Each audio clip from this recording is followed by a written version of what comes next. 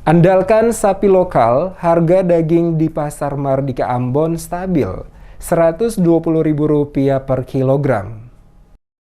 Meski di beberapa daerah dikabarkan harga daging sapi mengalami kenaikan, namun lain halnya di kota Ambon, Maluku. Harga daging sapi di pasar tradisional di wilayah tersebut stabil berkisar Rp120.000 per kilogram.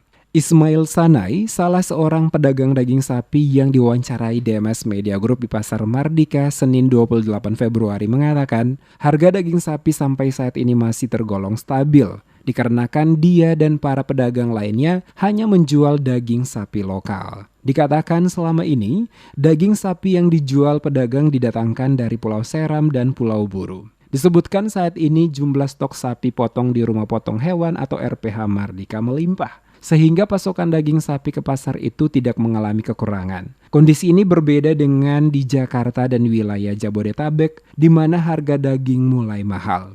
Atas ketersediaan sapi potong yang kuotanya meningkat tersebut, Ismail dan sesama penjual lainnya memastikan stok daging sapi di kota Ambon tetap aman hingga bulan puasa mendatang. Biasa 120 standar. Iya.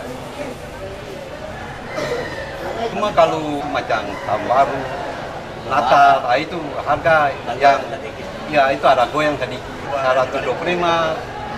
Kalau ya cuma itu dari pengecer-pengecer yang ini tuh, kalau dari bos-bos ini standar itu tetap 100 harga standar.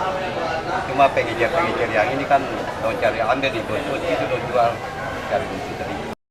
Kendati demikian, biasanya jelang hari raya besar keagamaan, harga daging sapi sedikit melonjak. Selain daging sapi, memasuki awal pekan Maret ini, harga daging ayam dan telur ayam ras di berbagai daerah masih cukup stabil. Sementara harga pangan lainnya masih relatif terkendali, seperti beras, tepung terigu, gula pasir, sayur mayur, terkecuali minyak goreng yang masih dijual pedagang Rp20.000 per liter.